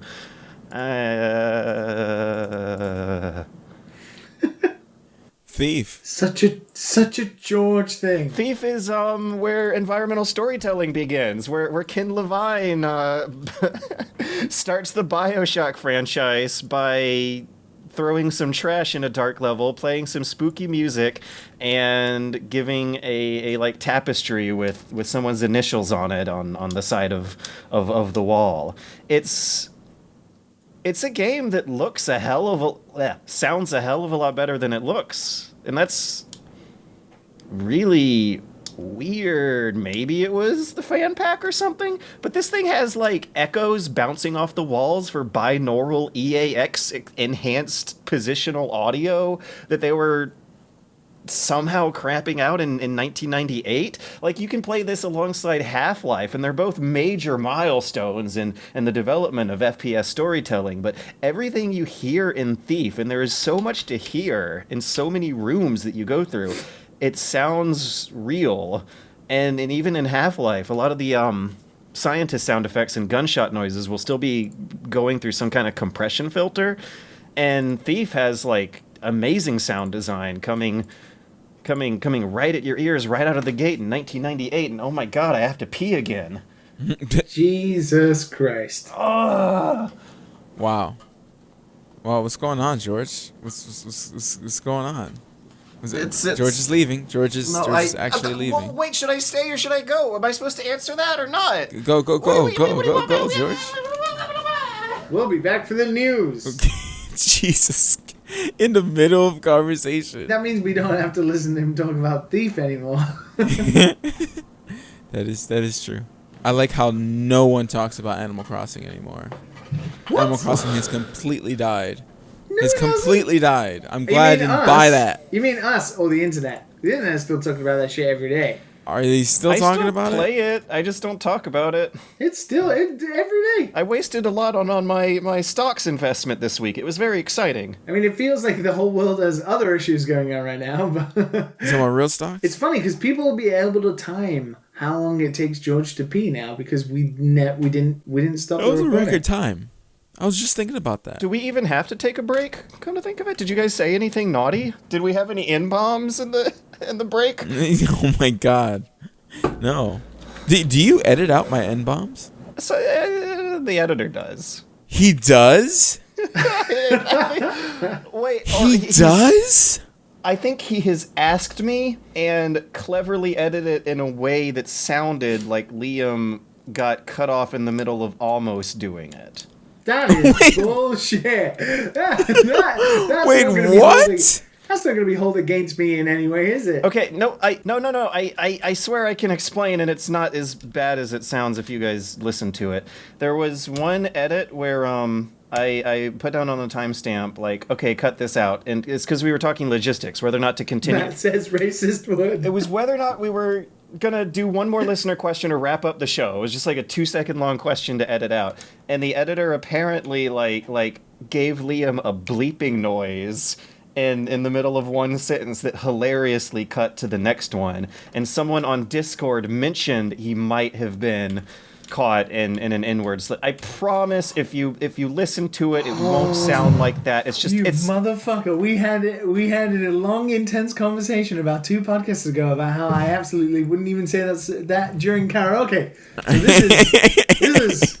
So this is fake news my in God. the making. just a bit of layers of inside jokery coming on that I will explain and actually snip out with some timestamps here. But we don't need to edit in a big ass break apparently by the sound of things. You don't snip out this. The audience needs to hear my not guilty. No, don't cut this out. Are you kidding me? No, Don't cut this is any gold. of this out. And also But proves it's logistics. It's inside baseball. No, it's not. It is not logistics. this stays in the podcast. Don't cut any of this out. This is ridiculous. I He don't get edits out this- my N-bombs? My If I do this on N-bombs? Saturday, I'm out. No, he just asked. Oh my! This is what I do hate about podcasts is that if you like think up of an answer real quick on something and don't go through all the exceptions of your statement ahead of time and write them out, like you're probably going to say a bunch of stupid shit on a podcast more than in a Yes. written medium or a scripted medium. Absolutely. Yeah. Get the white guy in trouble. Oh, I see how it is. In trouble for not But editing out let the me back for you, N-word. Liam. There's no way Liam would say the N-word. I would- At least not on this podcast. I don't know what he does and at home. Even if I did, but I would take a cold shower and I'd have to think about it for like 4 hours about what I've done. Because I'd be like, that is the most awkward, cringeworthy thing I have ever said. I wouldn't be on this podcast if these boys were We slinging can only have the one N-bomb. racist white guy, and it isn't me. Speaking of cringy, awkward gamers getting in trouble for being racist. Oh my god. Right into the Boy, news. oh boy, do we have an episode for you this week. I would like to just because I unintentionally might have said the N-word thanks to some fake news. I'm going to let everybody know that the only thing George wanted to talk about related to Black Lives Matter was this stupid fucking Sonic story. Yeah, he wanted to start the podcast with this. And the traders list and David Cage's sales pitch, but we're gonna begin with the Sonic fan site. Ay, Jesus Christ. The first installment here in the Dads and Sons Black Lives Are Now Mattering Response So Crash Trash Tier timeline of social collapse begins on the afternoon of May 29th, 2020, when the proprietor of the Supersonic Zone, a prominent Sonic fan site that has been running since 1999 and hosts a lot of valuable archival content, including old interviews, merchandising reviews, and media coverage, tweeted, Kids, for those who think we have no business as a Sonic site covering what is happening in the US, Sonic is wrongly detained by law enforcement in the first minute of Sonic Adventure 2 and escaped. The plot plus gameplay of Sonic Forces centers around resistance rising against Eggman's oppression. That's no good. Oh my god. Oh my god, gamers. What went wrong? What happened? Social media. I don't know. Social. Everything went Is it bad social media? Once I don't gamers know. found social media and once old people found social media. And of course, like, the gamers found it first. I mean, I feel like it's But- the internet. This is a Sonic website. yes, they got a lot of criticism against their tweet. I'm sure that a lot of it was very difficult for them to handle. And in response, they took the website down and their Twitter down and released a statement saying that too much that is happening makes Sonic, Sega, or video game news frankly unimportant. Our community and our world demands better, but now so does to unsustainable extremes. Which is why you're hearing about this one on the Dad and Sons podcast. Another voice in the community is lost. Another avenue for accountability is cut off. Another perspective on the world around us is gone. With any luck, better voices and perspectives will replace it. Our team, now largely comprised of working adults, has bigger fish to fry. Which somehow I suspect has more to do with them taking the fan site down than making a bad tweet. I mean, I don't know whether they used it as cover to get rid of the website out of their lives, because somebody was like, I'm 47 years old, and I run a fucking Sonic website. Well, Was there a revelation? Even in that point, like, it's generally customary to hand these things off to the younger generation, right? Nah, it's crash and burn in some weird psychoanalyst version of Black America, where Sonic gets arrested. And also this tunes into just how much appeal Sonic has traditionally had with the more anti-authoritarian kids among us. Like who would have thought that 2020 would have gone so completely bonkers and into the territory of internet weirdness that Sonic's Tood, which was very deliberately manufactured for kids in the early 90s, would gradually become a linchpin on which someone voices their support for a very risky and very consequential protest movement that could result in them either dying or permanently changing the country for the better for everyone forever. I like the idea of a world where there are two pathways as a Sonic fan in life. You either become a furry or a police officer. Oh my god. Is that the future we're in store That's for? the only two paths for Sonic fans. Is that what the cyberpunk dystopia is actually going to look like? Yeah. All of society just splinters off into like weird furry sex people, and the others is Yeah, so if you like the nostalgia of the like Genesis era and CD era, then you became a cop. If you like all the 3D games, that's when you became a furry. When you saw like Amy and what's her name, Rouge the Bat or whatever. Oh, hell and that's yeah. when you followed that path in life. oh, everyone's been wanting to rub those thighs for the rest of their life ever since that. You can tell which path George left. Yeah. Matt, how do you feel about your brother Sonic being I love this. Brutally- I fucking love this. injustified by the police? Dude, Sonic hates the cops. The silence is fucking telling. he's just shaking his head. I don't know, man. You can just, I don't know. This is gonna sound bad, but you can just tell a white person made that fucking joke. Just unfucking aware of any fucking thing. There's so much to unpack. Just like the fact that Sonic is his basis for police oppression. Damn. Jesus Christ, man. You just gotta sigh and just be like, okay. Well, okay, big dog. Can we think of any examples across the Sonic the Hedgehog franchise, including the movie, where the cops are depicted as, like, competent and also the good guys? Like the movie follows a bumbling cop who is working with a bunch of bumbling incompetent cops. They're not evil, but in Sonic Adventure 2, the military-industrial establishment that Sonic's destabilizing. The military-industrial complex is the archetype bad guy they use in a lot of these games throughout the series, and a lot of times you're like bopping onto a police car robot that will kill you if you don't. This is what you wanted to go deep into about this. I live for this shit. Oh my god. This is the most fun I've had on the podcast ever since we exposed. On behalf of the most fun you've had on the podcast is making fun of serious matters that's going on in the world. That's the most fun you had on this podcast. The most fun I've had since. Yes, yeah. Look at Liam. Liam understands what's happening right now. George is like totally oblivious. Totally this is oblivious. The most fun I've had since we blew open the lid on how Nintendo manufactured coronavirus to sell Switches to help prop Tom Nook up as the Shadow Dictator.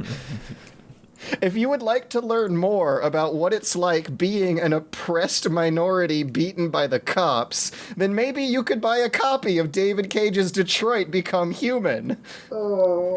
Stop number 2 on the Dad and Son's Black Lives Are Now Mattering Responso Crash Trash Tier timeline of social collapse also happened on the afternoon/evening, depending on your time zone, of May 29th, 2020, when Guillaume Dufondrme, the CEO of Quantic Dream, luckily it's not David Cage in this case, said, "Racism in any shape or form is shameful, stupid, and must be fought against."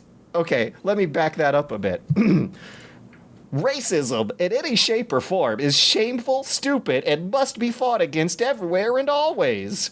All lives matter and are equal regardless of skin color, religious belief, sex, sexual orientation, or else.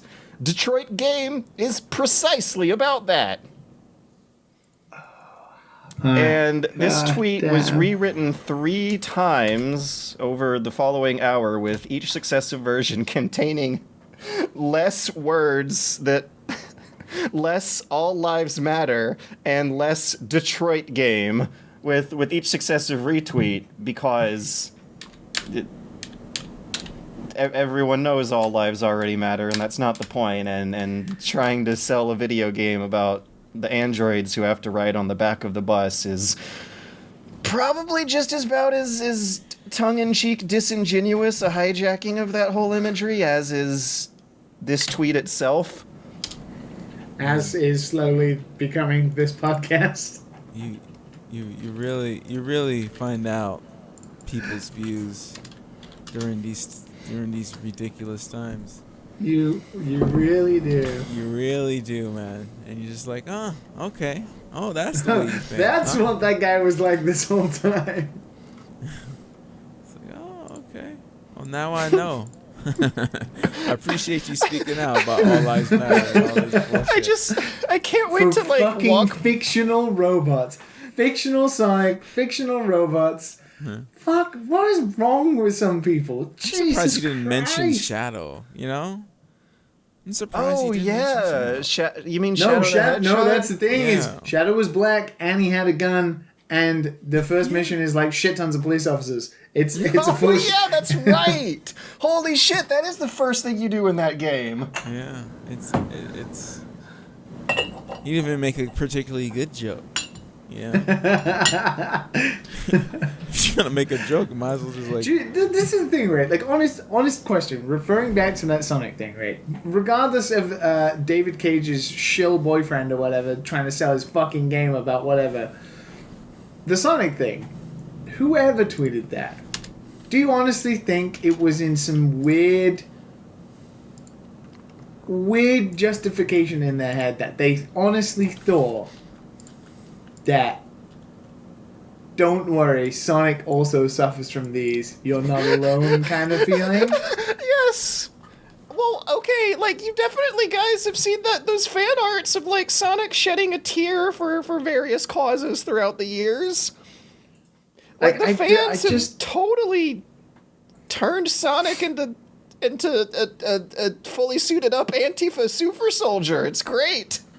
I just don't know how you get to that. Yo, man. How you watch the videos of what's been happening and you're like, fuck yeah, Sonic suffered from the same shit. Like, how do you get to that? You reminded me of the videos. Now I can't laugh anymore. Well, God damn this it. is why we shouldn't be laughing in the first place. But here we are. Yeah. No shit. So George is a special type of human. One could say that no matter whether or not you're laughing or not, it could be read, depending on the perspective of the other person, as you being a traitor to America. I'm really upset we're not on this list. I'm so upset. But this is the catch-22. No, we are, but we fly under the radar because I deliberately don't tweet about this shit on my timeline all the time, because I deliberately try to avoid being included in list articles, which I deliberately should try stop doing now, because this is very different from the basis of comparison I have, which was we absolutely Breitbart. Shouldn't be staying silent on this. Put it out there, but yeah, yes, I'm annoyed we're not on this list because we should be on this fucking list. I want to be on this list. For sure, but no doubt. If we I'm gonna start YouTube just to be on this list. If we wanted to be on the Traitors to America from OneAngryGamer.com list, we'd probably have to talk about it on social media, which means directing more audience to that guy, right? Like here on the podcast, this shit is buried deep, 1 hour and 40 minutes. So what you can do is you can go to www.onepetulantgamer.com, which Rami Ismaili from Vlambeer set up, which basically is the same list, but just says supporter of America instead of traitor. So, you can still see the list without going to that guy's website. Yeah, that's the catch-22, right? Like, I was offended that I wasn't on there, but I also didn't want to say anything about that on Twitter just in case.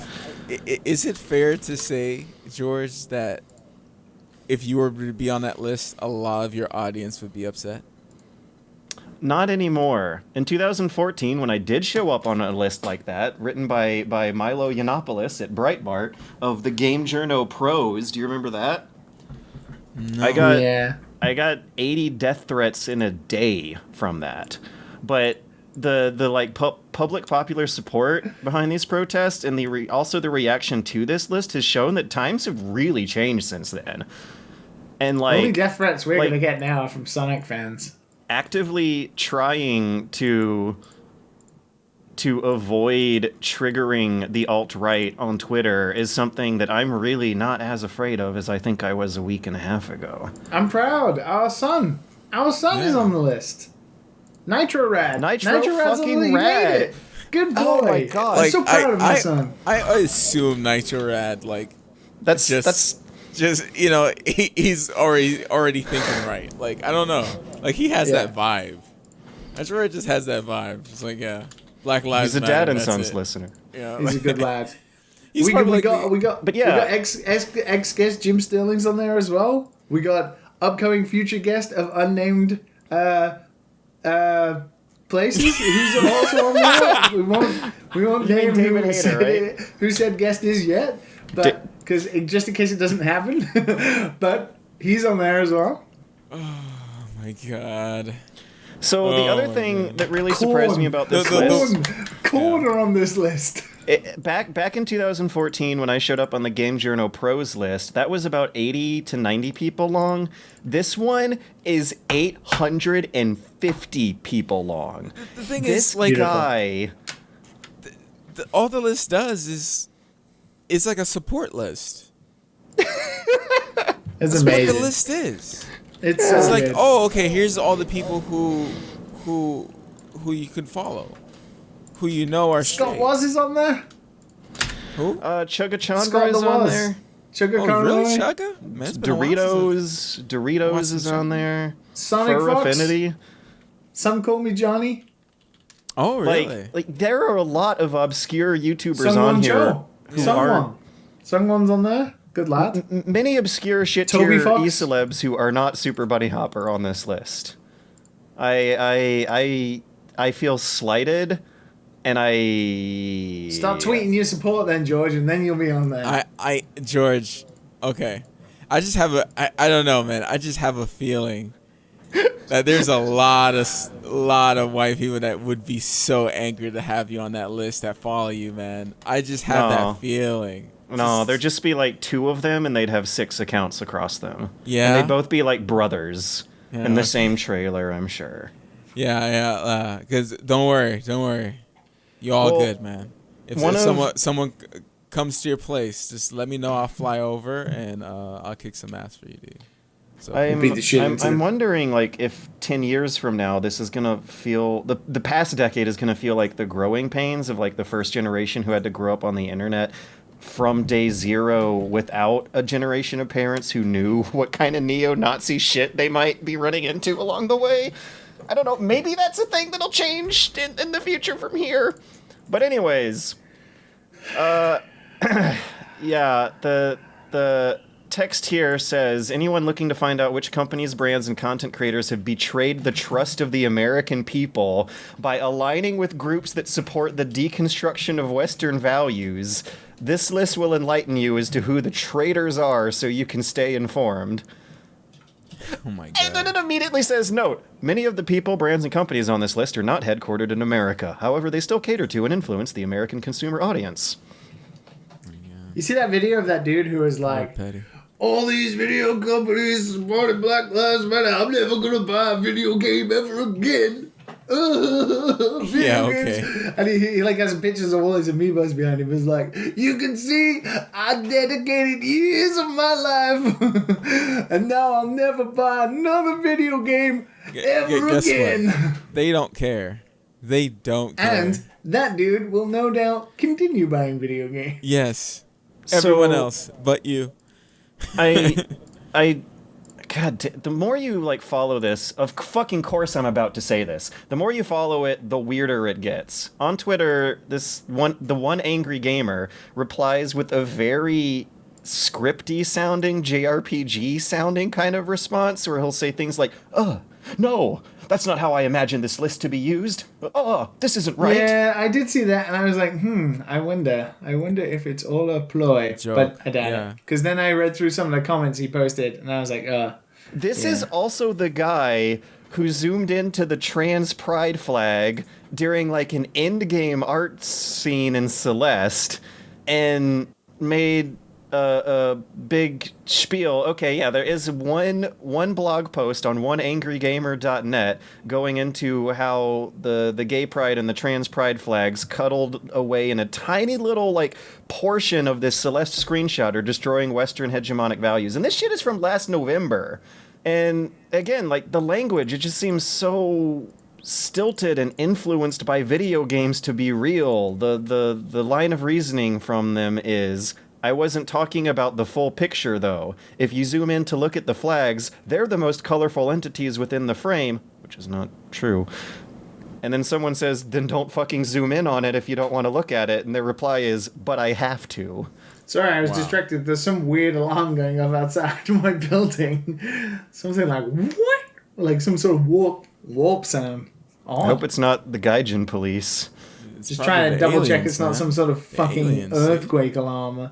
Well, I'm just double check. I think it's a building alarm. The aliens, man.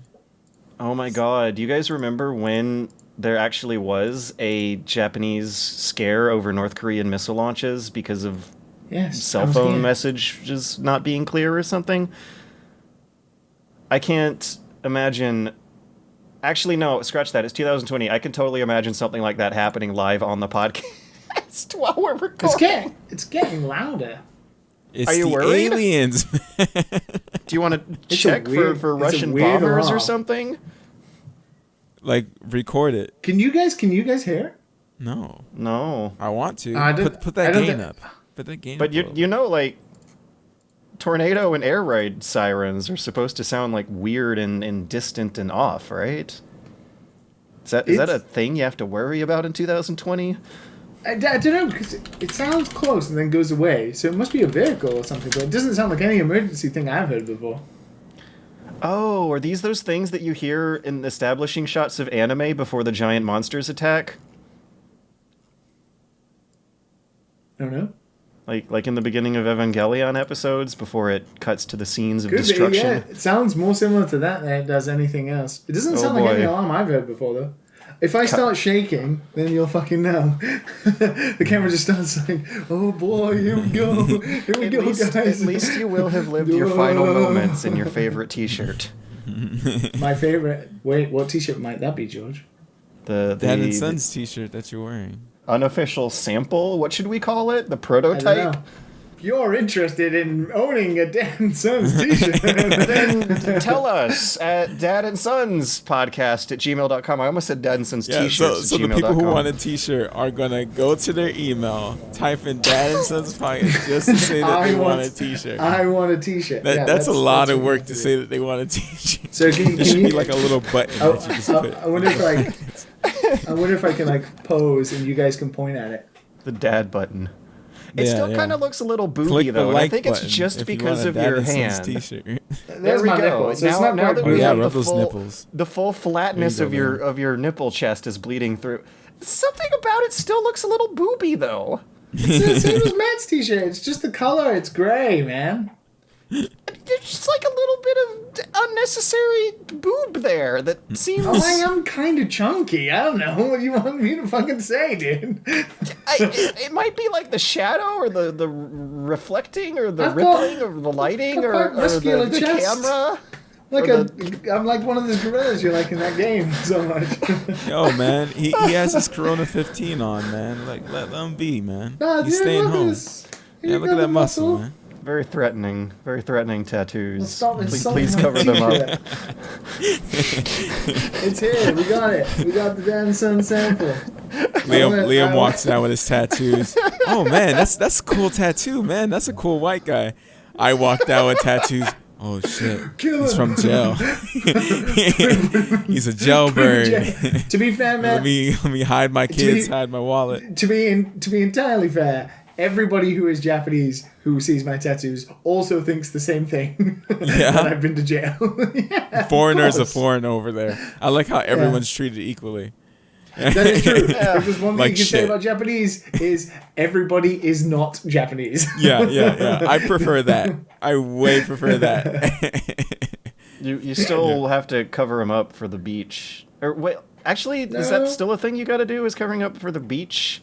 Wait, what? You never have to cover up the beach. Dude, it's I mean- complicated. Japanese tattoo etiquette is. It's complicated. Seriously? Wait, you can't take off your shirt at the beach? I mean, you can. It depends. Like, if it's like a specific private beach where somebody has rules up that says no tattoos. I mean, that's mostly because they don't want the yakuza Oh, arriving. that's weird, man.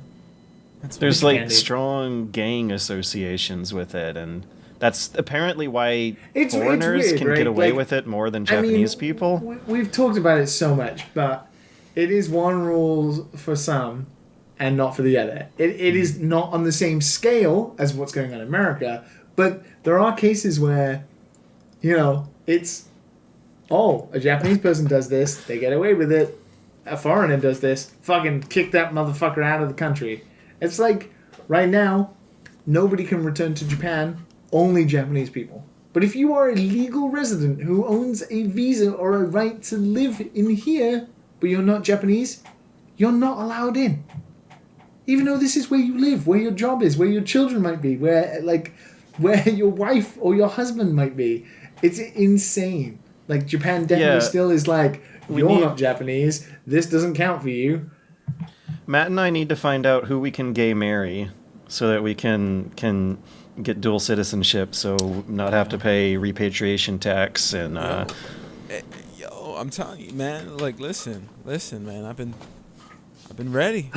Is this like the are you a Bachelor? lonely dad or son? Am I the Bachelor and you guys are the Bachelorettes? Like, Yeah, well, see, you're not married yet, right? So we might toss you around. We might toss you around, get married to you, Liam, a couple times, and hey man, you guys gotta wine me and dine me. See who impresses me the most. Well, thing is, I don't know. George, If you're I want.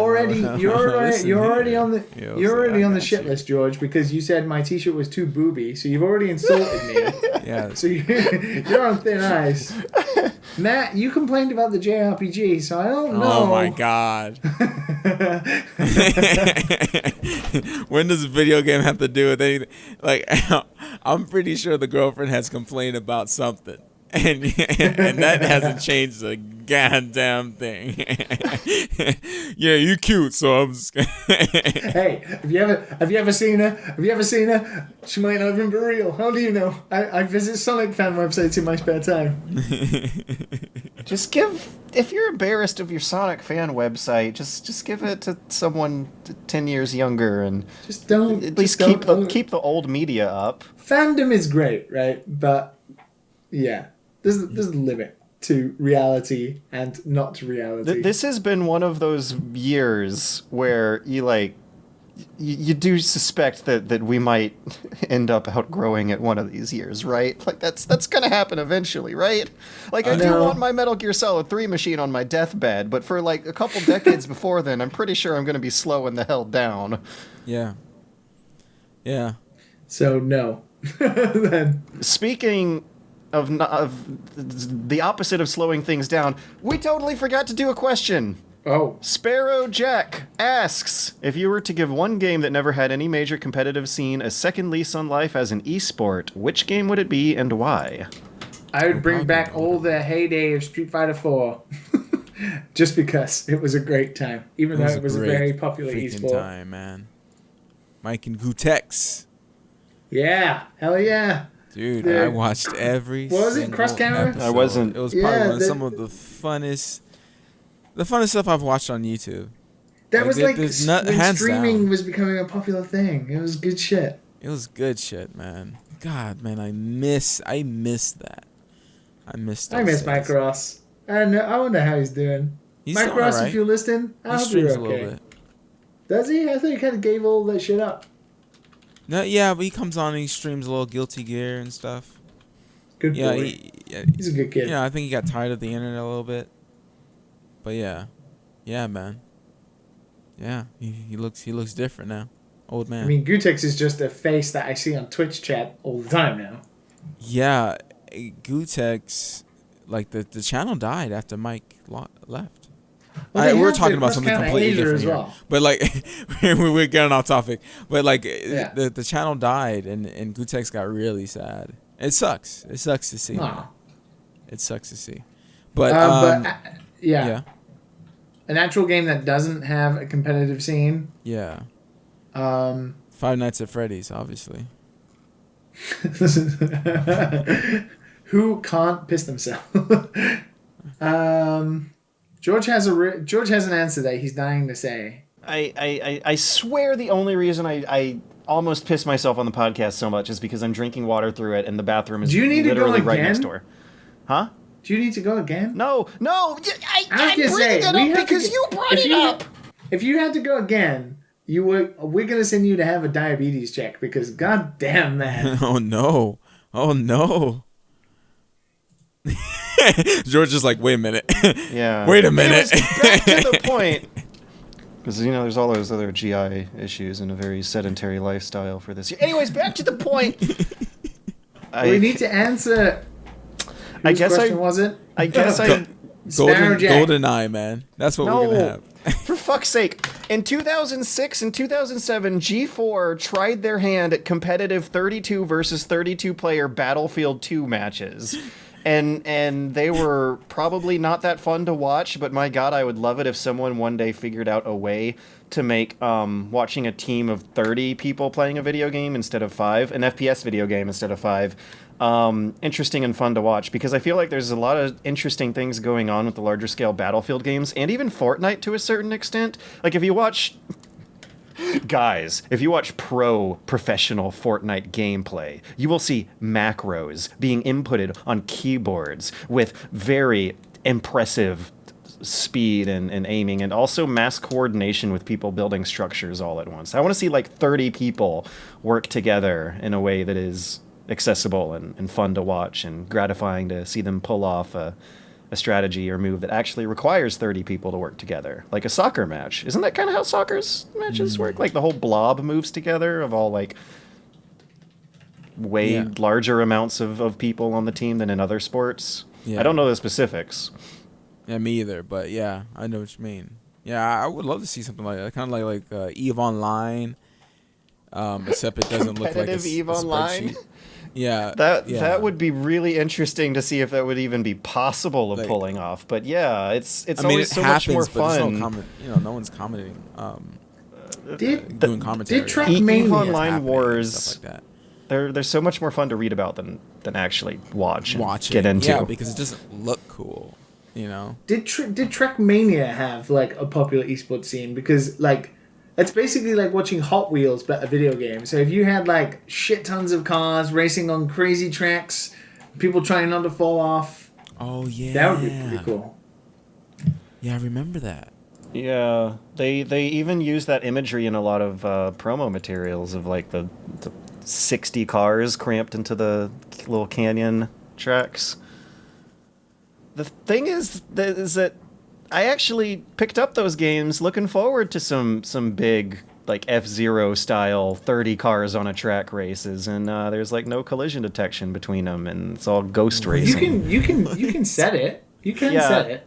Yeah, it's a ghost racing. Actually, when I used to go to LAN events, Trackmania Forever Nations was like the hottest shit. That was so much fun, having just racing against people on those tracks. It's so good. It's such a great game, and all you need to use is the arrow keys. It's fucking amazing.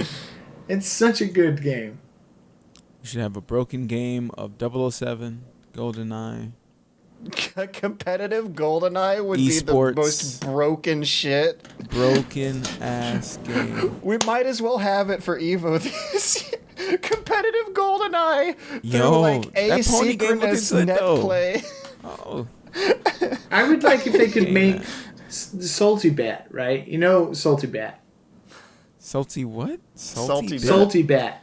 Salty Bat. Oh boy, Oh, Matt. yeah, You yeah, have yeah. a rabbit Right. hole if you don't know what that is. Yeah, So like, yeah. imagine if they could take the custom engine that they use for Salty Bet, right? The randomizer where it randomizes sprites and power moves from shit tons of characters, but you basically just turned up to one event and it was like a winner takes all of the best fighting game players in the world, and they just had to random through thousands of different genres and sprites, and they would get random characters with random movesets, and they had to fight it out in a one-off tournament They through do the it. Salty Bet engine.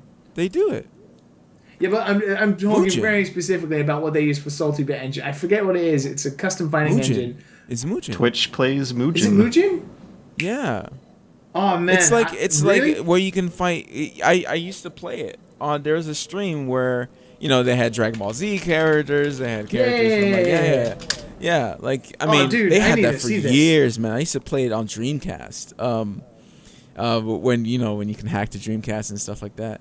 And I need to see this. they had a stream that was like pretty big at the time. I don't think it's big anymore. And you could play Salty Bets on it, and it was fun just to see like little tiny characters that you could barely see on the screen win a match because the other character couldn't hit it.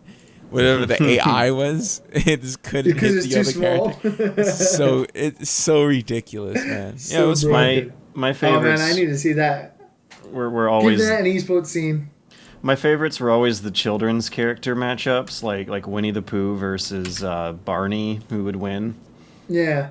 and they just Or like you could do have all these flips and somersaults in front of each. Just watching that shit is hilarious. yeah, it's so good. Like stick it on a hungover Saturday morning or something with some friends and just be like, Yeah. oh man, I'm Man. just gonna watch Salty Bet for 2 hours and bet on some dumbass shit. I hope people still have the time and the energy and the sense of humor to make shit like that after this year. We'll be Mugen fine. is truly the product of better times. When your society is capable of creating Mugen, that's how you know you've like passed over the threshold of not worrying about starvation anymore. Wonderful. You think we got time for another question, or shall we wrap? We're pushing 2 hours. Yeah, I know. And I'm looking at the next question. And it's a big one. We've gotten good at stretching this out as the thing. Because But it's late. I do have a good answer for that next one, but I'm exhausted. Yeah, I'll The Sonic consider one that. knocked me for 6. Then what's that? The Sonic one knocked me for 6. Oh, that's a cricket reference. You won't get that, I guess. Yeah, I'm sorry. I'm so sorry. Knocked for 6 means like hit to the furthest, like knocked out. I don't know. Why am I explaining this? Why are we here? What is this? Hit for 6. Is that a golf term? Is that a golf? No, it's a cricket. It's a cricket. term. Oh, football, right? Got that there, sport guys. called I said the football? sport 3 times now. Cricket. Cricket. Chirp. It's good. Yeah, It's a good day for a bit of cricket. I got Stick attacked cricket? by a cricket once. The thing like jumped up in my face really, really tall. I didn't know they could get that high.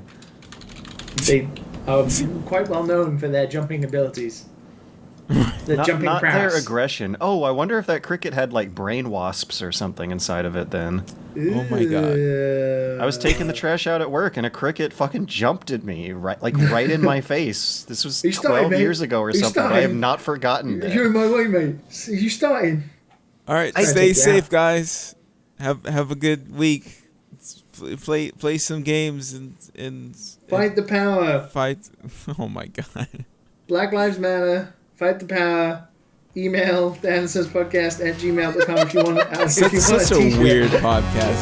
This is the weirdest shit we ever.